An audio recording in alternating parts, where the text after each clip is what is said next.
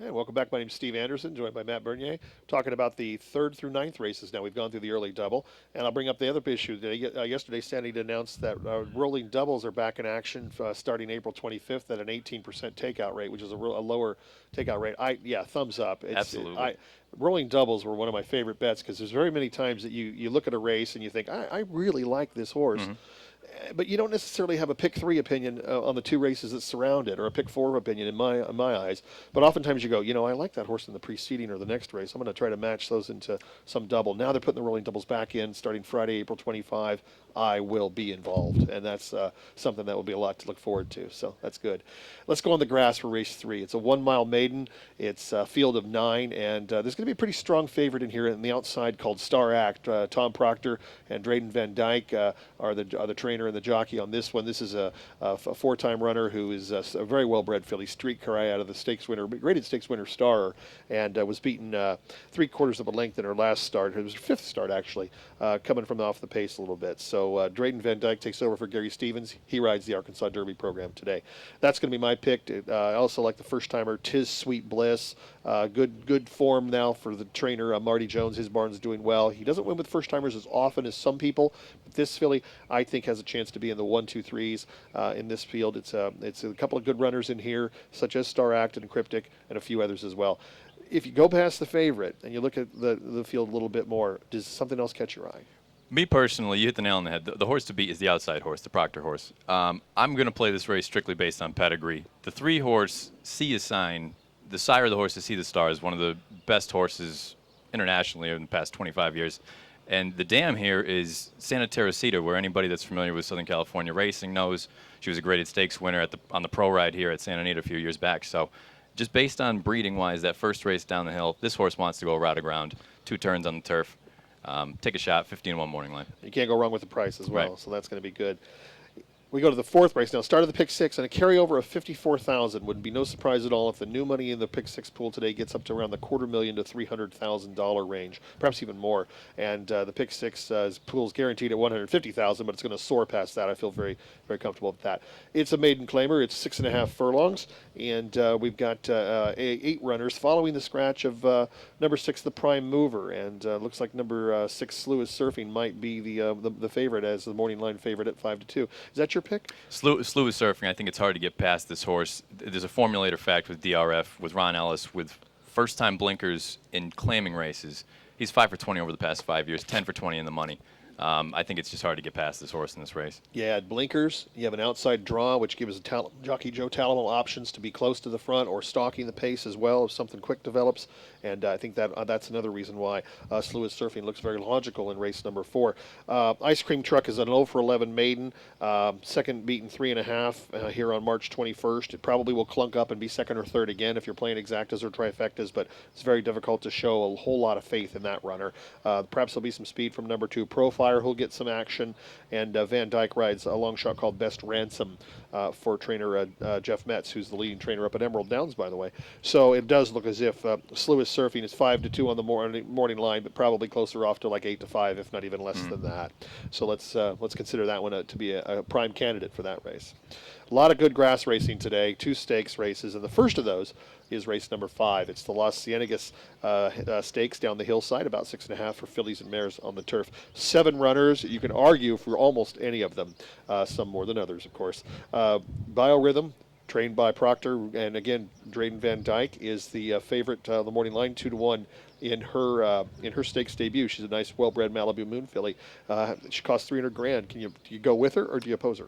Just the way the race sets up, I feel like things could get a little bit testy up front. I feel like there's a fair amount of horses that are not opposed to showing some front-end speed. So just based on that, there's no denying that they're talented fillies, but I'm looking for somebody to come from off the pace. I went with the 7 on the outside, Mind's Eyes, with Edwin Maldonado up.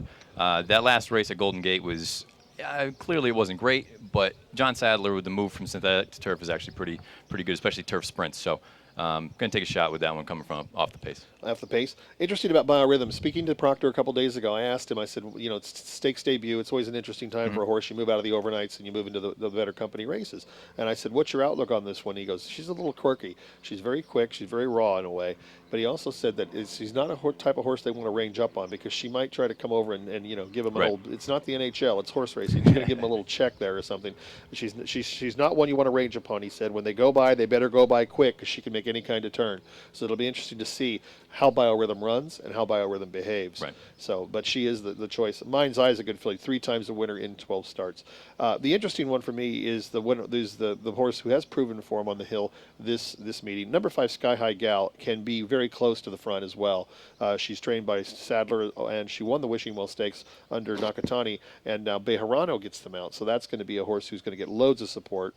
She had a troubled race a little bit in the Senator Kinmatty on Breeders' Cup weekend in November, and this is her second start of the 2014. Fast works on turf as well. Sky High Gal's my top pick. Biorhythm's my second pick, and Matt has number 7, Mind's Eye, an 8-1 chance as his number 1 pick. So we've got some horses in the 6th race. This is an optional claimer for 3-year-olds that could run in the Las Barreras Stakes here next month in May. There is a pretty good field. This is a field of 10 to 3-year-olds, and again, there's some horses in here, as you may notice in your racing form, that were nominated for the Triple Crown that didn't really have that 2-turn skill as much as their 7 furlong horses. And we come back once again to Proctor and Van Dyke with a contender in Chelios. Speaking of the NHL, named after Chris Right, Chelios. absolutely. But that's one that you can like, and there's several others in here. I went through it, and I at one point had 3 different top selections. Did you find it a little narrower, or do you find it to be as wide open of a race? Well, when I went back to look at it, there's no question it's an open race, but I really liked the race that the 2 Ferocious ran last time out, breaking the maiden, really dug in gamely, and I think it's something that you can take a step forward off of. Again, Ellis, second off the layoff. The workout tab is nice again for this colt here, and just the way the pace sets up, I think, again, probably going to sit just off, maybe within a half length, you know, and get first run. And interestingly enough, Reno Rebel was second in that race, and it came back to win the first race on last Saturday for Art Sherman, and Art Sherman also had another winner that day called California Chrome. But Ferocious is coming out of a race that's proven to be productive already, which emphasizes that horse's potential for this field. I picked him second. I like his chances as well, but I'm really intrigued by number 9, True 10, who ran a maiden race win in the Calbred ranks back on February 16th and came back to be 4th behind the Admiral as 2-1 favorite in a mile and a 16th open 3-year-olds race. It was kind of a prep for the Santa Anita Derby. And obviously True 10 didn't run as well. He was beaten 2.5 lengths, shortening that back up in distance from a mile and a 16th to 7 furlongs should work in favor of number 9, True 10. I think he's well drawn from the outside. This gives jockey Rafael Bejarano a lot of options, and I think that one's got a chance to win. It's 4-1. I'm definitely going to have a bet in some capacity on that horse. Quickly, any opinion on the 3, the Invader? No. Yeah, it's funny. We're talking about Lolo El Canero. It won in Peru. It was a maiden winner there in January. That was 3 months ago. Time and time again with South American horses, I think they seem to need 6 months, 5 months in the United States, Okay. because they come through Miami on a quarantine. Right. They're delayed there for a while. I mean, they're like out of training. Right. Then they come back, and you're seeing things from a different point of view, and they're on the other side of the world. Right. 6 months, they seem to be on their way into an ascension. 3 months might be rushing it. Right. And so I'm going to kind of oppose that one a little bit and wait and see what he does. Peter Miller will start to have a lot of South American runners for this stable, Don Alicia. They have some graded stakes horses from South America that are coming into the United States now. He and I spoke about this last weekend, and he's got some horses that he thinks will be in some graded stakes over the next 60 days. So we're going to have to start analyzing South American form a little bit more frequently than we have, because he's got a client who wants to race in California with his top class South American horses. So let's see how they do. We have to talk about number 8, Top Fortitude. He was an electric maiden winner back in November at Hollywood. He was considered for the San Pedro Stakes back in January. I may have got the name of that race wrong. He was meant for a stakes race in January. He was working up to it, but he had a little bit of a foot issue that took him out of training. He's well bred. French Deputy was a lovely mare for the Coriolis family.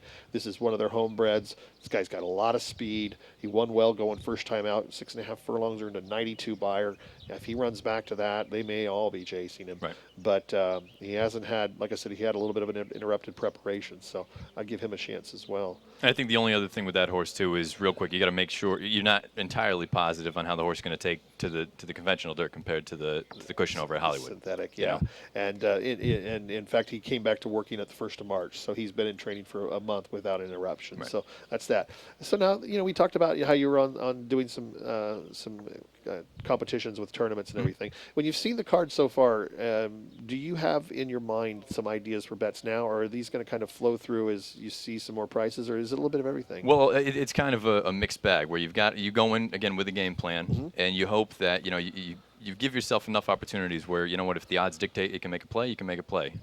Whether you're playing exactas and trifectas like the tournament that's here this weekend, you're allowed to do those kind of bets. So you're just kind of more or less waiting to see where the numbers are going to drop. Is it necessarily you're playing your top pick on top?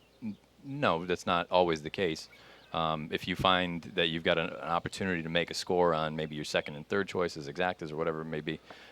So you just got to kind of, it's just a bit of a gumbo. You know what I Right, mean? yeah. You throw a bunch of stuff in there, and you got to kind of wait and see what comes out.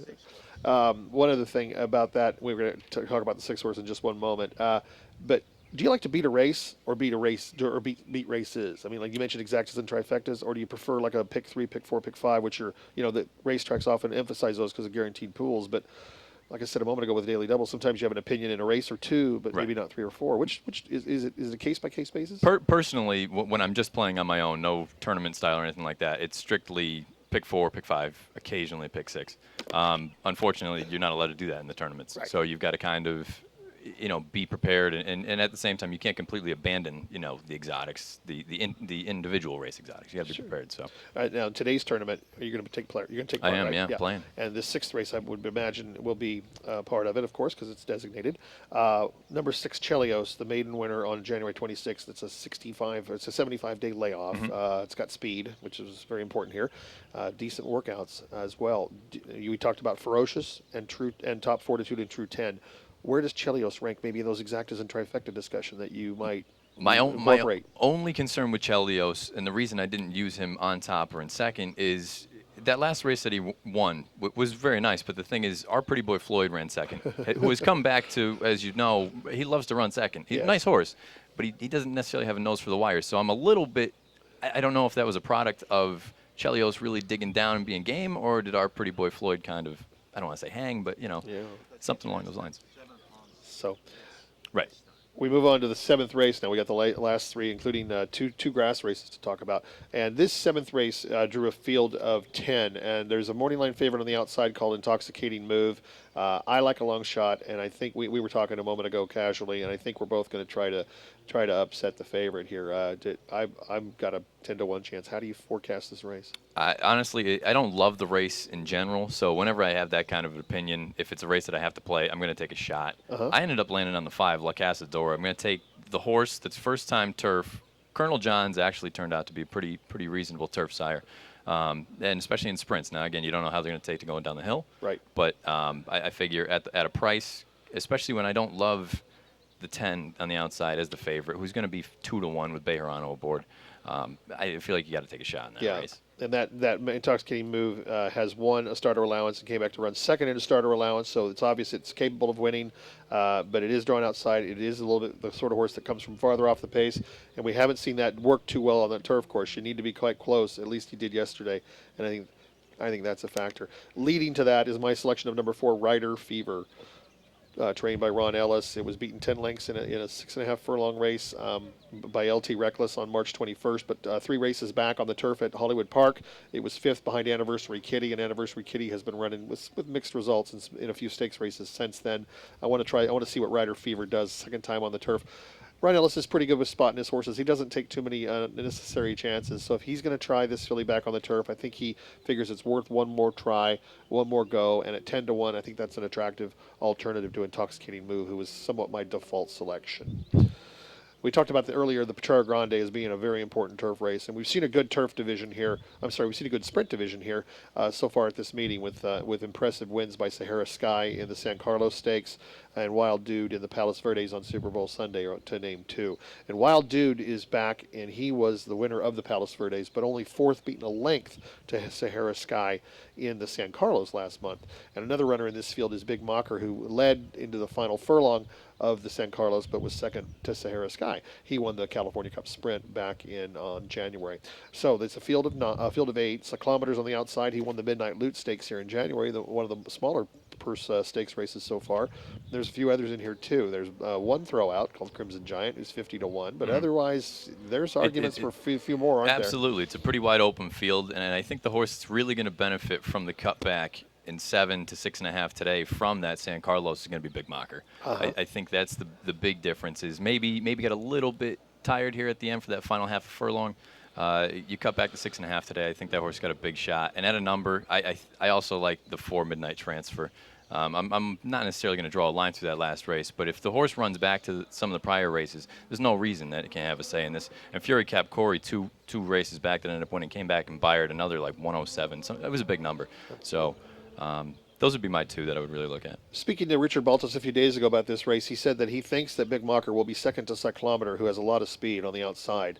That's the way he kind of forecasted a little bit.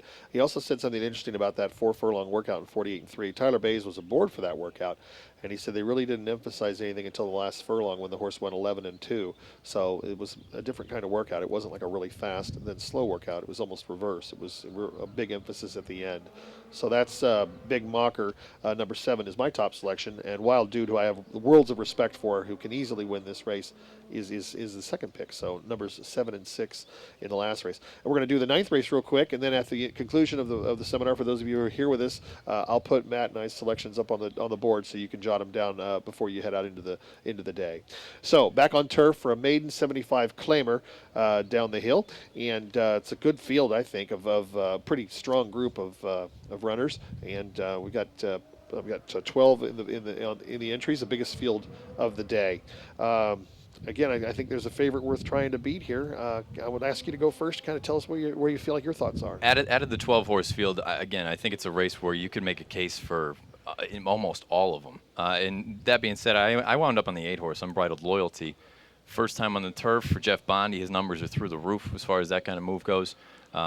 You get Quinones up there, and I think he's going to show a little bit of speed coming from the dirt. And like you say, speed even on the grass has been doing relatively decent. So, we'll see. We'll take a shot there. Not the price that I would love, but we'll give it a shot. Third race off a layoff, too, sometimes as a horse really gets a horse ready to go as well. J-Cat is going to be a factor, I think. 9-2 on the line, trained by Craig DeLossie. Was second beaten 2 lengths in a similar field back on March 15th. That was with the leaders and then got caught. And I think that one can come back. And third time it's run in 5 weeks, so I'll give it a chance to be a factor. I'll select number 9, Distillery, trained by Mike Pipe. He had 3 winners yesterday, 2 here at Santa Anita, including Uzil in the Santa Paula, and then he went down to Los El and had a thoroughbred winner last night as well. Distillery, 0 for 5 so far. Was third behind J-Cat on the turf race last time, but had some pretty bad luck there at the furlong pole. She had some traffic and wasn't able to get through. That might have kept her from getting part of the first 2 finishers. So I'm going to try numbers 7 and 9 in the 9th race. So we have a couple of early favorites that are quite low priced and some other horses that look pretty good. We always talk about best bets, and sometimes that almost reflects the most likely winner on the program, not necessarily the horse who's a decent price as well. So I think we're going to try to finish our program here by nominating a horse or 2 that we consider to be a best bet and a horse that might be worth a play at an odds or so. And I'll ask you to go first. I've got one in the 6th race. Do you think that would be your race, or do you have something else? I got to be honest with you. I mean, it's hard for me, and especially in that race where there are a fair amount of contenders. I think you can take a stand with Ferocious. I really did like that way the horse really ended up, and I think you're going to get a reasonable number. You're not going to get 10-1 by any stretch, but you probably get 3, 4, 5-1, something in that ballpark. Good. Well, I think we're going to have an exacta box with your top pick and my top pick in that race, and that's number 2, Ferocious, and I'm going on number 9, True 10, who I think quite a lot of as well. And we both respect number 8, Top Fortitude, Absolutely. who's had a fast figure. In terms of a horse to bet on to win, an old-fashioned bet, in the 7th race, I come back to Rider Fever as worth a gamble, especially if he's 10 to 1 or higher. If he's 6 to 1 or higher, I'd be almost encouraged in a small way there, because that would reflect that there's support for the Ron Ellis runner. If it's a horse that looks like it maybe deserves another try on the turf, and that's that. As for the most likely winner, I think we'd agree that in the early in the program, Dream Baby looks like it might win, and also in the 3rd race, Star Act is a deserving favorite. Although Matt nominated number 3, See You Sign as one of his long shot picks of the day, a 15 to 1 chance on the morning line. So Matt's on the Horse Player program, and he's part of the tournament here today as well. So I want to thank you very much for coming out and spending Saturday morning with us here, and look forward to seeing you again. Thank you. Appreciate it. Thank you guys very much, and have a big afternoon. Thank you.